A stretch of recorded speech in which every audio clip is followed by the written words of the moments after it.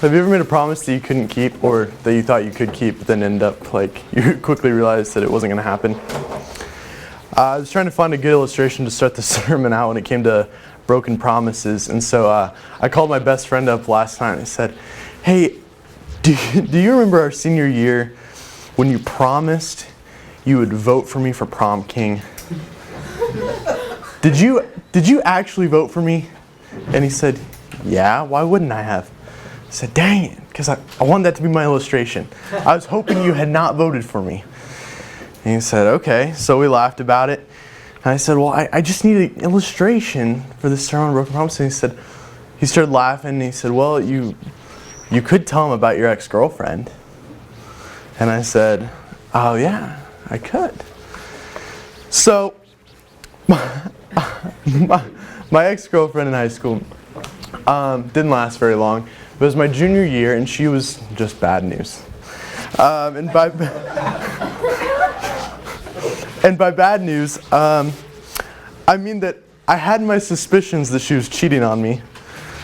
Especially, even though she denied it, I would often see her hanging out with her ex-boyfriend, like on a regular basis. So I had my suspicions. But the truth finally came out at her birthday party, the same birthday party that she invited me, her boyfriend, and her ex-boyfriend to. It was super awkward.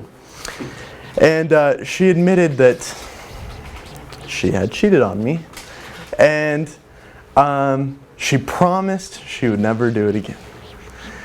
And being the good, forgiving young Christian man that I was in high school, I gave her a second chance. Only to find out that promise would be broken later that night after I went home early. And needless to say, our relationship ended the next day. Broken promises can mess up relationships. When you say you're going to do something, you need to keep it. God was pretty serious about this in the Old Testament. I mean, He told you if you made a vow, keep it. Now, as we'll see later on, He included ways to get out of these vows, but He really wanted you to keep it. Jesus later on says, let your yeses be yeses, your nos be nos. Like, don't make promises unless you're able to keep them. Don't make vows unless you're able to keep them. Well, this is where we find ourselves today with Judges 11. With a promise, a vow that can't or shouldn't be fulfilled. We're looking at Jephthah today, and we're continuing our series through the book of Judges, specifically highlighting the 4 judges mentioned in Hebrews 11, otherwise known as the Hall of Faith. And Jephthah is the final judge that we find in the Hall of Faith, and therefore the final judge we're going to look at this in this series. But this also happens to be one of the most difficult passages in the Old Testament because of what Jephthah did. He made a vow that he quickly realized he could not keep. For the last several hundred years, theologians have debated about whether Jephthah really did sacrifice his daughter or not. Sorry for the spoiler if you haven't read the story. Mark Ward wrote an incredibly compelling article over this argument just a few months back for the Logos blog entitled, "What Your View of Judges 11 Says About Your Entire View of the Bible." That's how serious he thought this was. In this article, he argues for why he believes that Jephthah really did sacrifice his daughter, while also sympathizing with and also addressing the other side of this argument, which is that Jephthah simply dedicated his daughter to the temple where she could never marry and was perpetually a virgin for the rest of her life. There's no sugarcoating it. This is a difficult passage for anyone. I like how Mark put it, I am part of the yes crowd and the yeesh crowd. Like, it's brutal. I do think Jephthah really did sacrifice his daughter. While there's professors on this very campus who believe that she was not actually sacrificed, like I said, I think she was. But their arguments are pretty solid, because someone who is known as having such great faith, I mean, if you're going to be in the Hall of Faith, how could you have done something so horrendous as sacrificing your own daughter? But as we've seen the last couple of weeks with the other 3 judges, their lives weren't spotless either. None of the 4 judges were perfect by any stretch of the imagination. Japheth had his issues, but at the end of the day, he was still considered faithful. That's why today I want to look at something a little bit different. Rather than focusing on a debate about whether he did or didn't, I instead want to focus on what would have caused a man to come to such a painful decision. I mean, even if he had dedicated his heart to the temple, if it caused him so much distraught, as we're told in the text, he could have, again, bought his way out of the vow, just like he could have if he actually sacrificed her.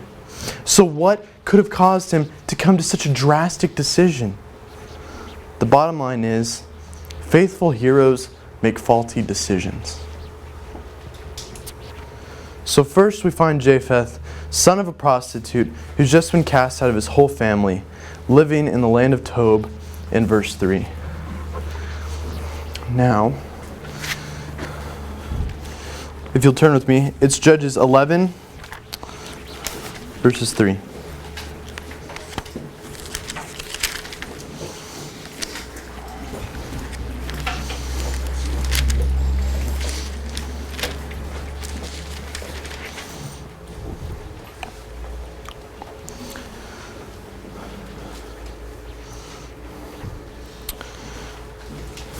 Starting in verse 1.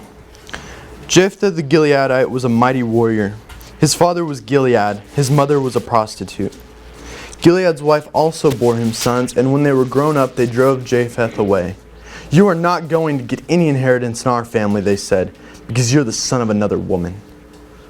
So Japheth fled from his brothers and settled in the land of Tob, where a gang of scoundrels gathered around him and followed him. Sometime later, we'll get to that in a second. Now this was the first of his 3 faulty decisions. He was in the wrong place.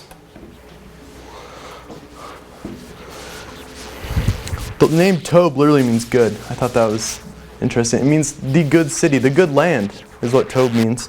Now not a lot's known about Tob, but some scholars speculate that at the time it was under the rule of the Ammonites, who are the people who are ruling over Israel at this time. They're attacking them, they're causing Israel a lot of problems, and they probably own this city, the good city. But just like the other Canaanite peoples, they were pagan people who did wicked things. Although, during the time of Judges, it's hard to see that the Israelites were all that much different. So good land to them may very well have been something like a good land to us. Or Las Vegas. Tob very well could have been a sin city to the Ammonites. And if it was, then that's where Japheth was living. It's no wonder that after being exiled from his family and homeland, he would start to be deceived by the wicked practices of the Ammonites, because that was the people he was living amongst. And honestly, that may very well have included child sacrifice to their gods. My grandfather, some of you may know this, my grandparents kind of own a corner of the beauty world. They own a beauty supply shop, a beauty school, and even a salon. And so growing up, like weird pieces of advice I'd get from my grandpa often had something to do with the beauty world. And so one of the things my grandpa always told me was, he said, if you hang around the barber shop long enough, you're going to get a haircut. And I remember that. Like, I remember hearing that and thinking, what? And then I realized the places we live around and hang around with, like, they influence us. That's the bottom line. And eventually, if like we stay there long enough and like stop keeping our eyes on God, like, they're going to change us. When we allow ourselves to dwell in really dark places with no goal of spreading the light of Christ, well, then eventually the darkness is going to try and snuff us out. And we're going to fall into the treachery of sin just as Japheth did. Being common places like bars or clubs, or even far distant places like China or India, where pagan religions have their practices, if we don't keep our eyes on that which is above, we're going to enter some really dangerous territory. We might even find our own ways and practices to become extremely misguided and really, really dangerous. An even more similar example in our culture today is how abortion is seen as okay. In and of itself, abortion is kind of modern day child sacrifice. But how many Christians will stand up right now and say, this is an atrocity and I will never do it? I will never, ever get an abortion. I wonder if Japheth had known, like, they've said, no, I will never sacrifice my daughter.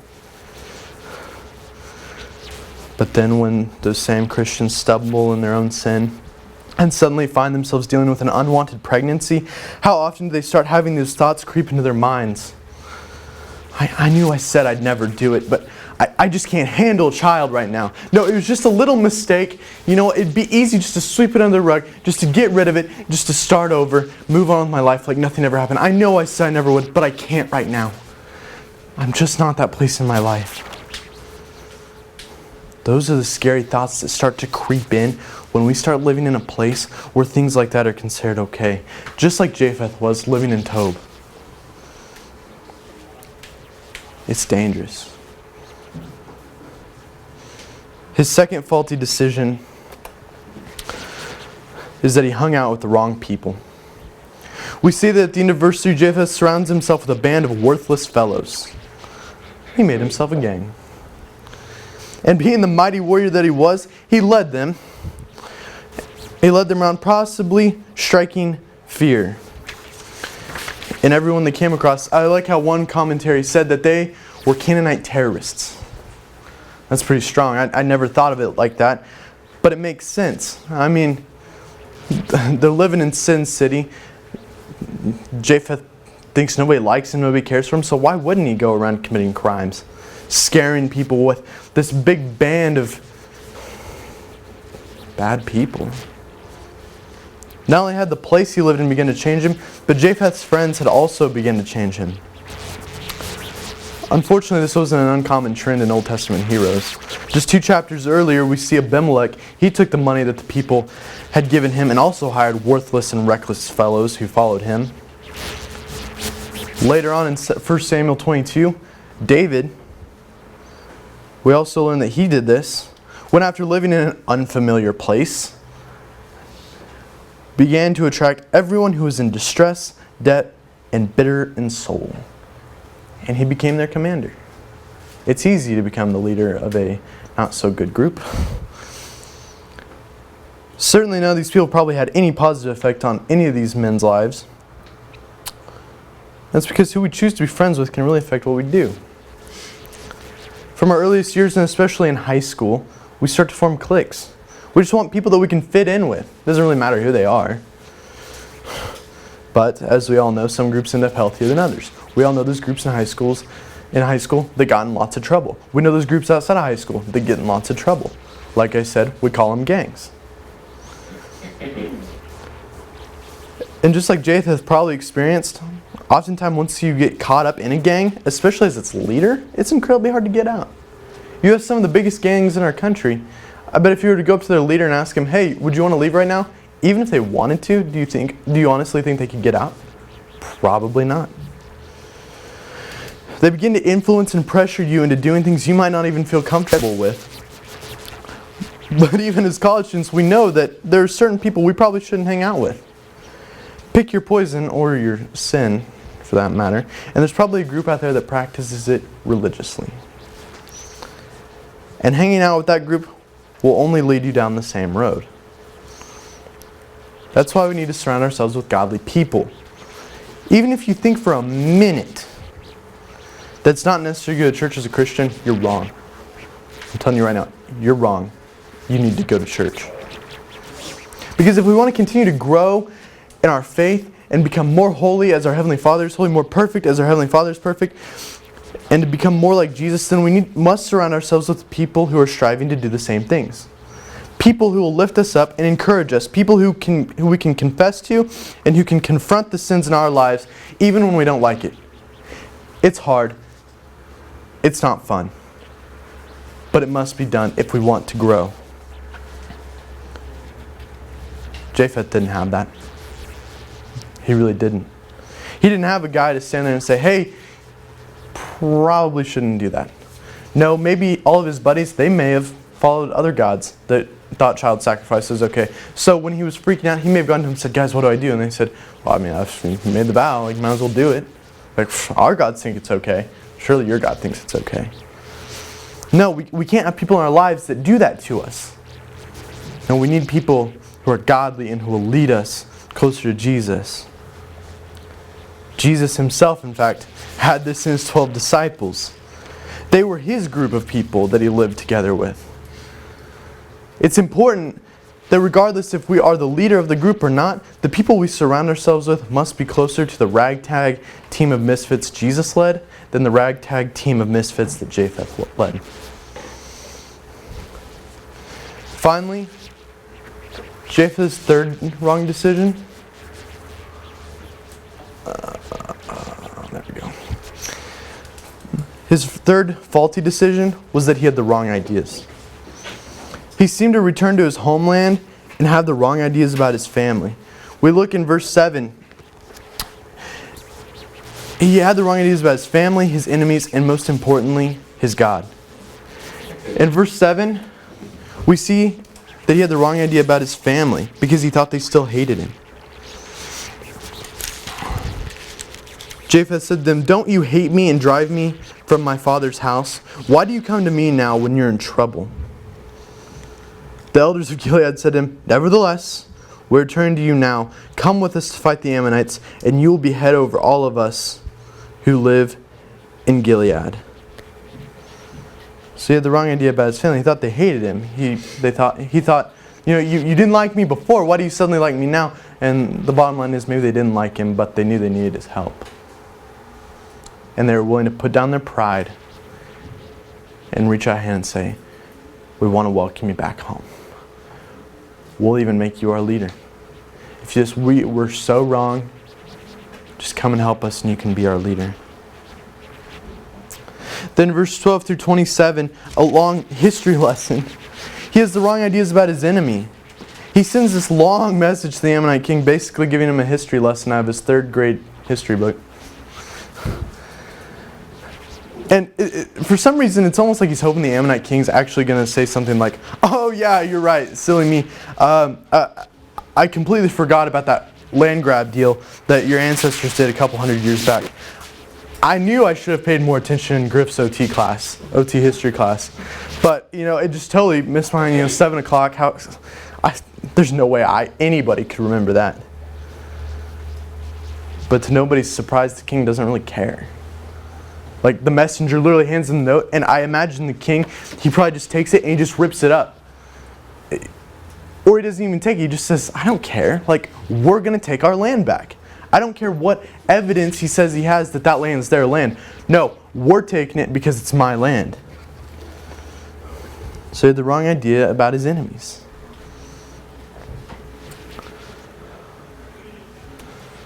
But lastly, he had the wrong idea about God. As I said earlier, there's a lot of debate about whether he actually sacrificed his daughter or not.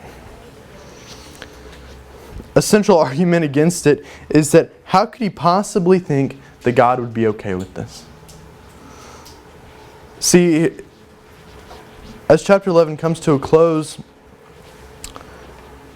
he's going to win the battle. He's going to win the fight. But first he's going to say, "God, if you give me this battle, I'll sacrifice whatever comes out of my front door." Anything that comes out of your front door. I don't know if he thought it was his pet dog or what. God gives him the victory. That's the controversial part. Why would God give him the victory if he knew that his daughter would be the one to come out the door?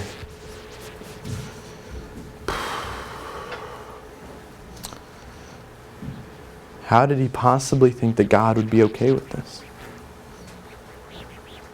At the end of the day, I'm afraid that our sin can become so enticing that we really do think such wicked things are okay.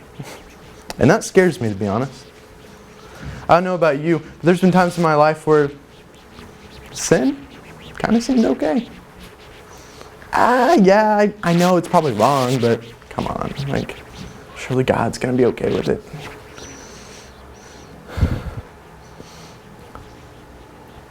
But there's something else in this story that I saw I think might have happened.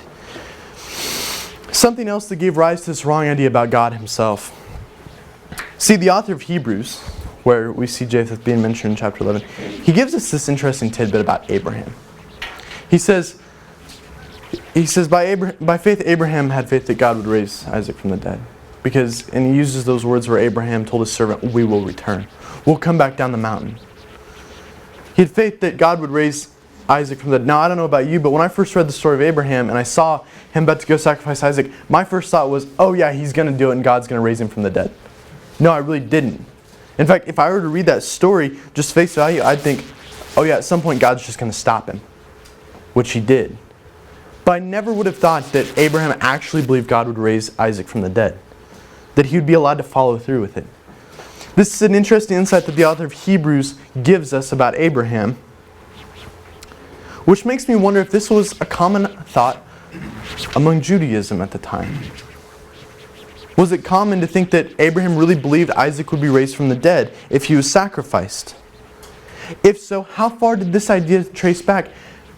Did it trace back even to the point of Judges? As early as Judges? Maybe he looked back at that story he'd heard growing up and he said, well, Abraham thought that Isaac would be raised from the dead.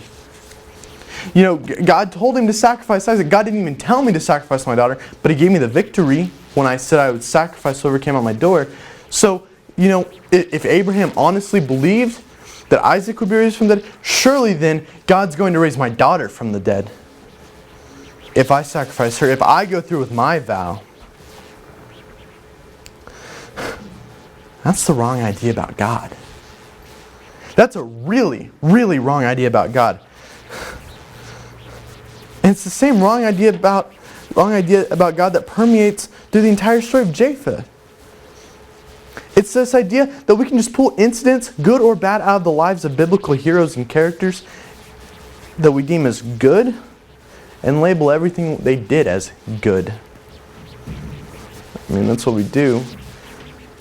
Something Mark Ward said in his article was that you look through the entire book of Judges, and as children, our little children's Sunday school books, a lot of times they'll take these heroes of the Old Testament and say, these were the good guys, these were the bad guys. And they sugarcoat all the good guys, despite the fact that the good guys did some pretty bad things. We grew up seeing Samson, Japheth, all these heroes that are heroes. They were the good guys.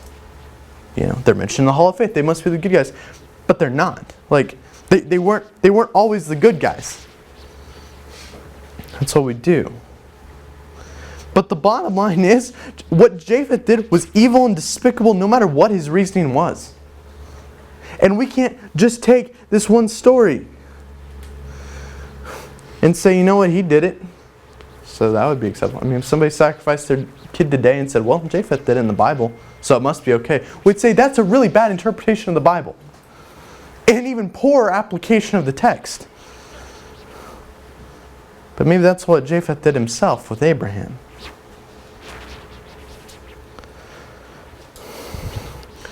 But no matter if he had enough faith to make it into Hebrews 11, there's no getting around it. It was an incredibly terrible deed that was absolutely unpleasing to God. We can make no mistake about that. We simply cannot take Lot's incest, Abraham's plan B, Japheth's sacrifice, or David's adultery and pretend they were things that will give us the excuse to sin in our own lives. We can't. I've seen it before. My great-grandmother, who's not a Christian at all, she'll point to this stuff. She'll say, oh, well, if you think gay marriage is wrong, why don't you think polygamy is wrong? David committed adultery. He had multiple wives. Why isn't that okay? Or why do you think that's wrong? And we're like, well, we do think it's wrong. Well, then why did they do it? If it was wrong. Why did they do those things? It's a faulty interpretation of Scripture. And even more faulty application. The bottom line is we must cut out all sin in our lives, no matter what the cost. Jesus was deadly serious about that. Gouge out your eye. Cut off your hand if you have to. Do anything it takes to cut the sin out of our lives. Change places. Get out of the good land. I don't care how good it is. Get rid of the people that are following you. They shouldn't be following you at all. They should be following Jesus. Change the places you're in. Change the people you're with. And cut the sin out. Change the ideas that we have. Faithful heroes make faulty decisions. And if you're trying to be a faithful hero in God's story, which I hope you all are, and if you want your name to end up in Hebrews 11, which I hope we all are, then the precedent's already been set. You're probably going to make some really faulty decisions. There's no getting around it. Go through Hebrews 11, look at all the mistakes those people made. There were a lot. They made a lot of faulty decisions. But that precedent is also a warning to cut out the sin no matter what the cost. So are you going to heed that warning or not? Stay faithful. Cut out the sin. Keep your promises. And avoid sin like the plague.